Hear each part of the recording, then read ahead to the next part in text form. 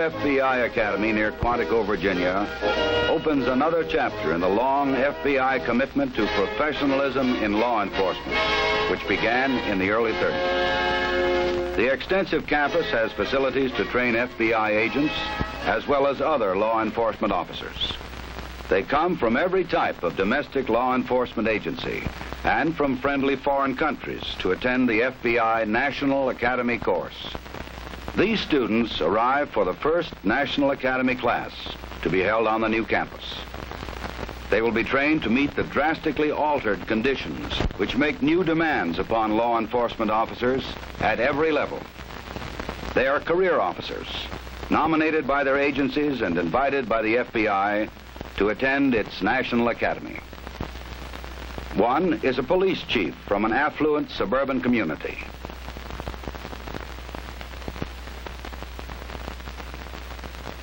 Another is the undersheriff assigned to administration in a large county sheriff's office.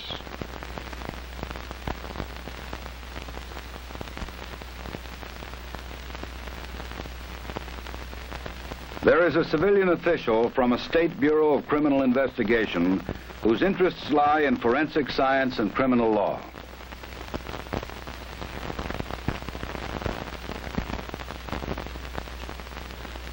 A friendly foreign country is represented by a lieutenant of police from one of its principal cities, who is in charge of education and training.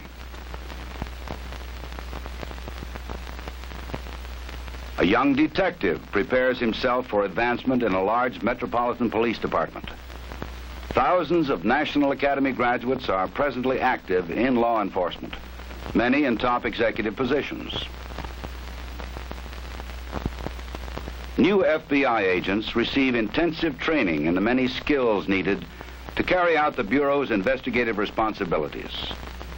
In addition, there are programs for law enforcement specialists and for in-service FBI agents.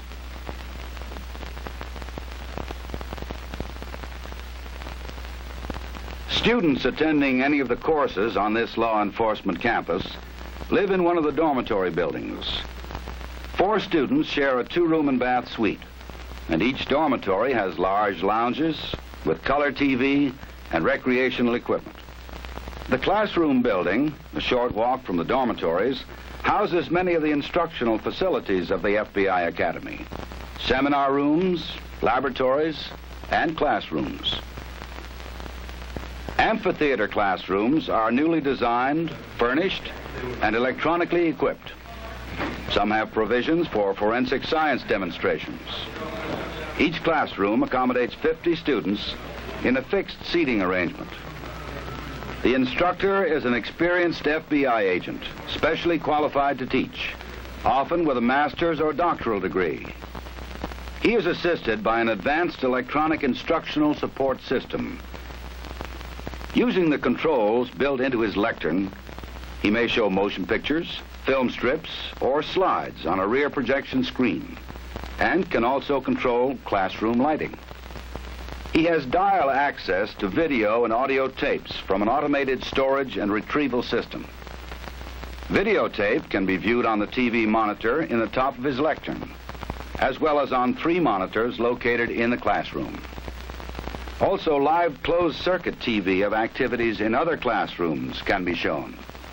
A remote-controlled TV camera can record classroom presentations for live transmission or videotape storage. We've read and discussed some of the cases which consider the constitutional authority of the officer to detain a person in suspicious circumstances. Let's look at some film clips which depict a typical situation which an officer might encounter, and then see if you can correctly apply the principles that we have developed.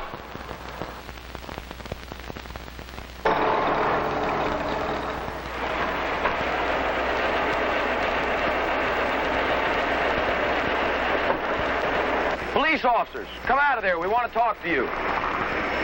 What for? Checking out a report of a prowler. The course on criminal law includes, besides the problems of search and seizure, a review of the Constitution. court decisions on laws of arrest, eyewitness identification, admissibility of evidence, and many other legal aspects of law enforcement. On the screen, you can see that we've posed a question. We've given you three choices. A, can you detain the man? B, can you arrest him? Or C, should you take no action? Give the answer that legally is the most acceptable. To press the proper button.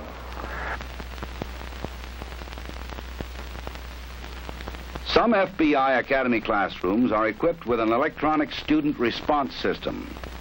With it, exams may be given and scored during class by the instructor. By this means, multiple choice, true-false, matching, or other types of single-answer questions test the student's comprehension of the instruction they've just received.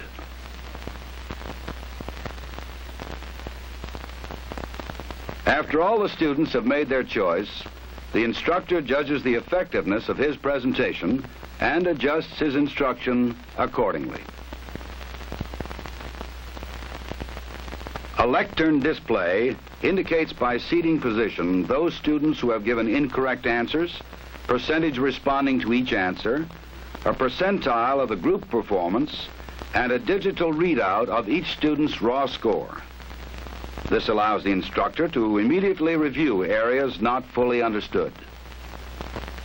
I see that some of you, in answering this question, decided that you would be justified in arresting the individual. Well, certainly the situation is ambiguous. However, we must be very careful that we do not extend the arrest power to a situation where we can legally only detain the individual. Therefore, I think we probably should at this time conduct a review of the principles that are involved in this area. The last and probably the most significant characteristic of the psychopath is his inability to learn from punishment.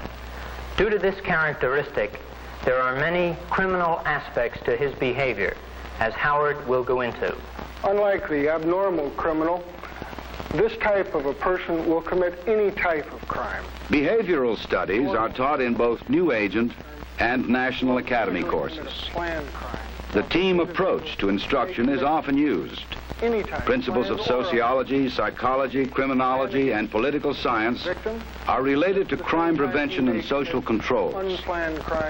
Specifics include police and community relations, urban and minority problems, and the psychology of deviant behavior and personality disorders. If he feels he is threatened in some way. We have been talking about a variety of methods of presentation other than the lecture method. Technological advances have been made, and those of us in law enforcement training must learn to take advantage of those technological advances. I would like for you to see a closed-circuit television presentation from another classroom. If you'll watch the monitor, please.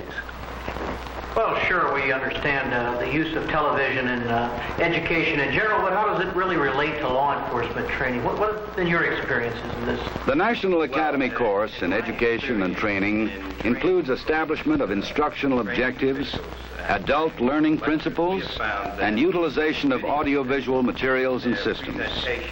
Also covered are research methods and communication skills. The graduate returns to his agency with a broad perspective of the role of education and training in law enforcement. Used in short training sessions, such as at roll call training. One area of police management that's of primary importance is that of policy formulation. As we know, a policy is a broad, flexible guide to action. The National Academy course on police management studies the accepted practices of business, industry, and government as they may be applied to a law enforcement agency. Typical areas covered are problem solving and decision making, personnel management and organizational principles, and motivational research. The effect of each alternative is considered by top management. Forensic science is taught in both National Academy and New Agent courses. Practical instruction in collection and preservation of evidence at the crime scene is given on the mock-up stages of the FBI Academy.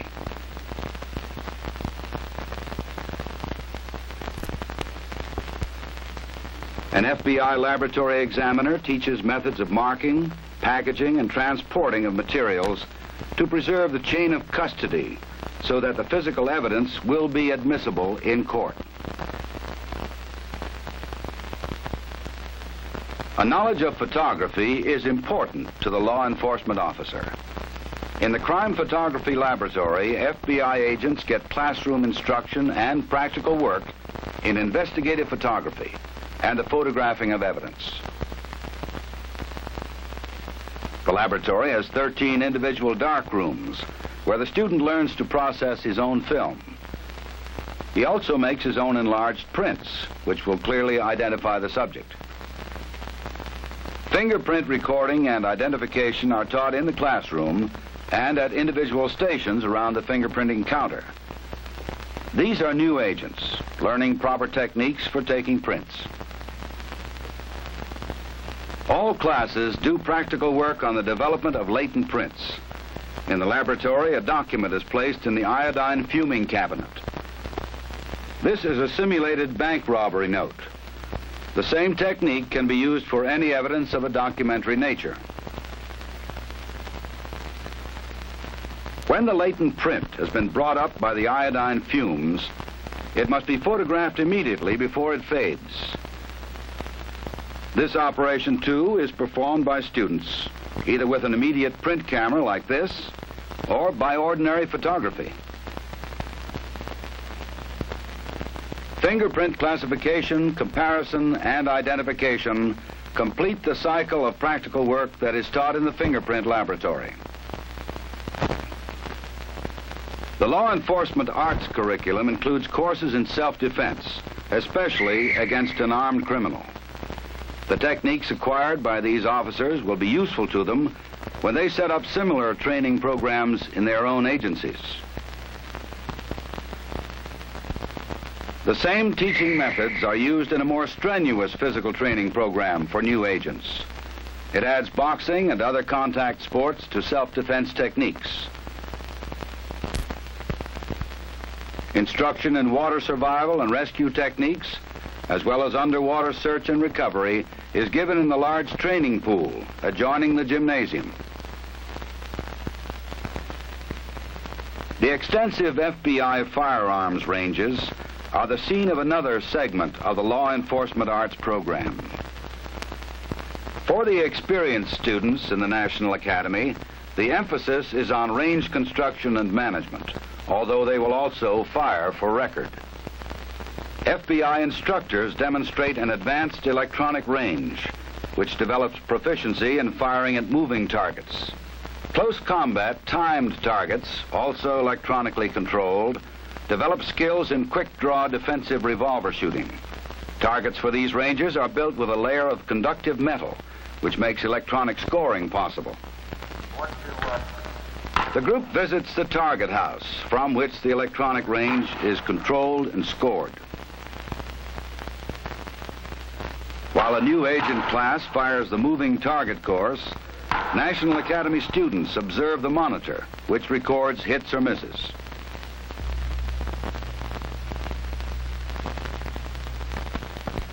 The timed close combat course, with its disappearing targets, is monitored on the same system.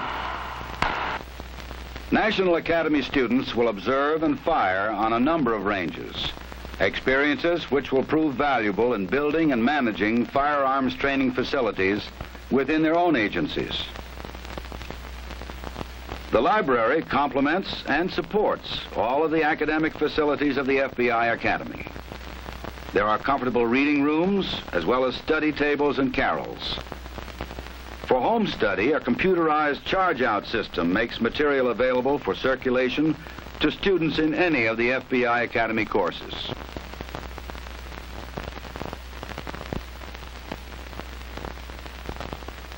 The open stacks contain many thousands of volumes, including a complete law library. Extensive research materials are available in reference rooms for use by students and faculty. There is a wide selection of periodicals and books of general interest. The advanced electronic carrels allow students or faculty access to class lectures or other instructional material for review, critique, or makeup purposes. Some carrels are equipped with small television screens. Students can dial up videotape recordings of classroom activities and review other programs. It is graduation day for the National Academy. Families and friends of the graduates come to the new campus for the simple but meaningful ceremonies. Members of the class filing in represent almost every type of United States law enforcement agency, as well as students from other countries.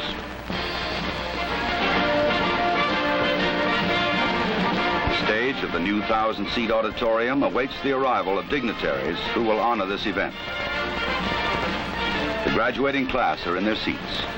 Each of them came to the National Academy with a distinguished record of achievement in their own agency. All of them will go back with a greater awareness of new demands being made upon law enforcement, and with a greater knowledge of advanced techniques which may meet these demands. Ladies and gentlemen, the graduating exercises of the 90th session of the FBI National Academy and the dedication of the FBI Academy are now in session.